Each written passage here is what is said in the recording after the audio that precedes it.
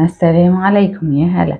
في الفيديو ده هنتعلم طريقتين للزق ورق الذهب، سواء لتجديد الأساس أو عايزين نعمل بيها لوح، أو عايزين نضيفها على أساس أصلا متفنش، مش حاجة احنا بنعيدها من الأول، لا هي كويسة وجديدة وكل حاجة، بس عايزة أحط لها جزء كده فيه ورق ذهب عشان ينورها. كمان هعرفكم نوعين من المسيون. واحد بنستنى عليه فترة طويلة وده مش بنستخدمه دلوقتي، ونوع تاني بيستخدم دلوقتي سريع بيقعد حوالي ربع ساعة. وكمان هعرفكم على طريقة حماية ورق الذهب. أول حاجة هنستخدمها، نستخدم طبعا ستانسل. ممكن في ناس بتحط عشوائي المسيون ده وبعدين تحط تلزق عليه ورق الذهب، لكن انا هنا استخدمت ستنسل عشان كنت عايزه رسمه محدده.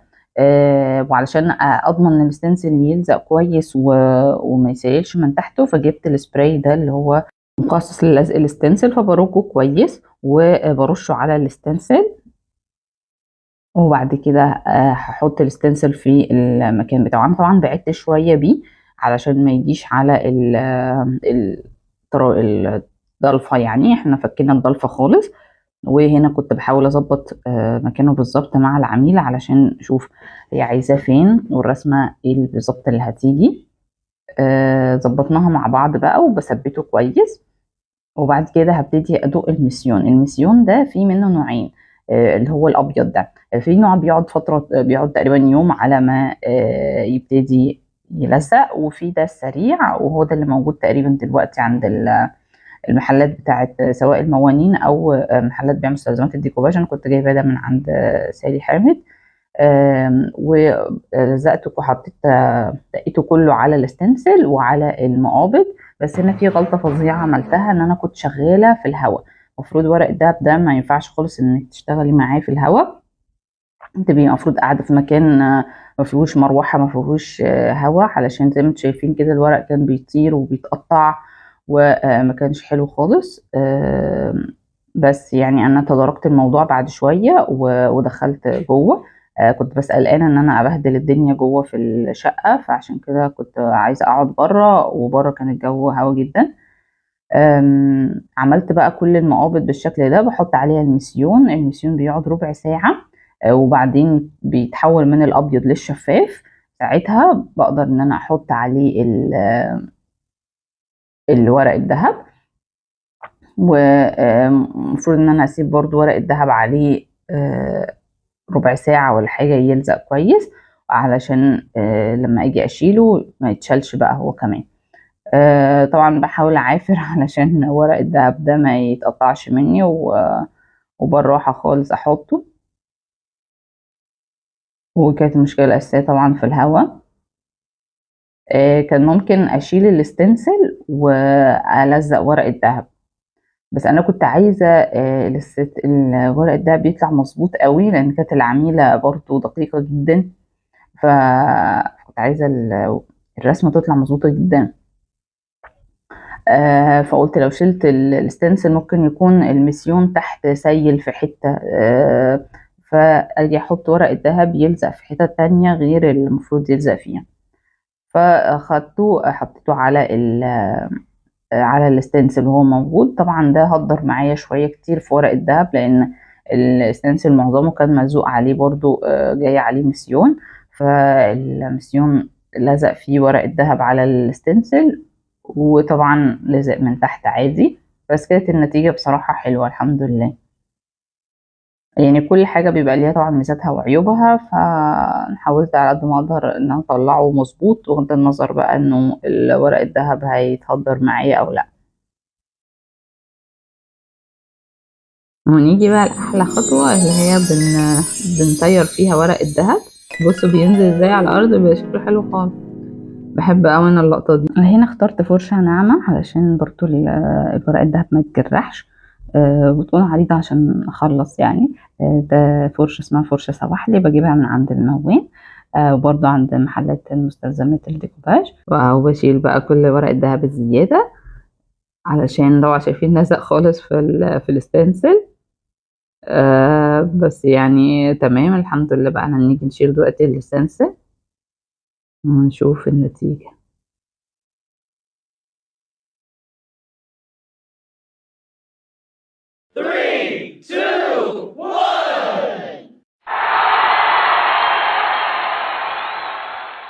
وهنا بنفس الفرشة الناعمة دي هأكد بقى على ورق الدهب، منها اني برضو بثبته وبشيل الزيادة. دول المقابض بعملها بقى من كل النواحي وبشيل اي فتافيت. هعمل كده مع المقابض كلها. انا عملت ضلفتين، واحدة تحت على الشمال وواحدة فوق على اليمين في الركنة بتاعتها والمقابض. وبعد كده كمان نثرنا كده على البوفيه كله بواقي ورق الدهب بالفتافيت دي، كنت بلمها في كيس ونثرناها كده على بقية البوفيه، يعني بحيث انه يبقى عليه برضو نقط كده ذهبي. وكمان بعديها ادينا سبراي لوكو شفاف. ولاحظتوا هنا ان الستانسل ما كانش لازق حلو، ف ورق الدهب مظبطش قوي في الحتة دي، وعشان كده يعني انا كنت عايزة فعلا اخلي المهم سبراي التثبيت معايا والستانسل عشان حاجة تطلع يعني ما فيهاش غلطة زي ما بيقول. في ناس بقى بترسم بالفرشة الرسمة من غير ستانسل ومن غير حاجة، ممكن تكون مخططة على الشكل وتمشي بالفرشة كده زي ما هنشوف في آخر الفيديو. هنا برضه أشيل الستانسل، وبحب برضه اللحظة دي ما بكونش مزودة قوي في سبراي التثبيت علشان برضه بيسيب أثر على البوفيه. ده شكلها بقى بعد ما خلصت خالص، فده الحمد لله مظبوطة قوي.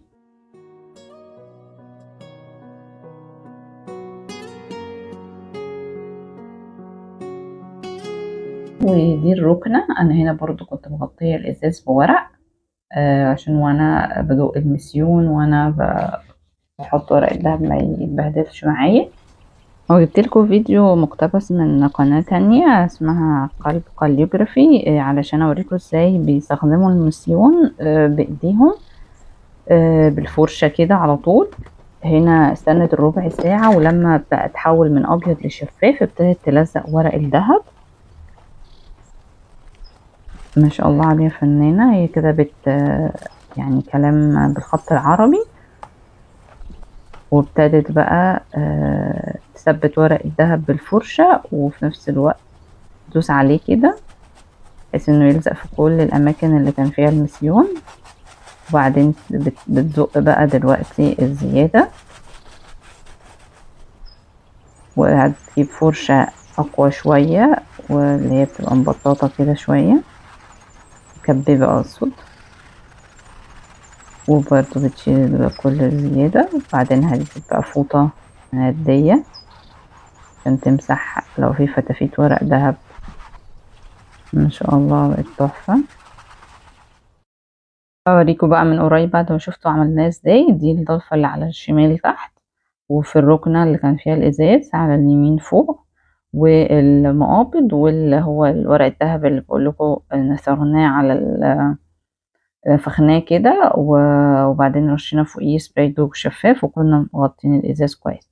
دي الخامات بقى اللي انا محتاجاها كلها. اول حاجه محتاجه مسيون ورق دهب، ومحتاجه مسيون حمايه لورق الدهب، وده هحط لكم صورته في الاخر. بدهنه برضو باي فرشه بعد ما بخلص علشان ورق الدهب ده ما يتاكسدش ويتغير لونه، ودي خطوه مهمه جدا جدا.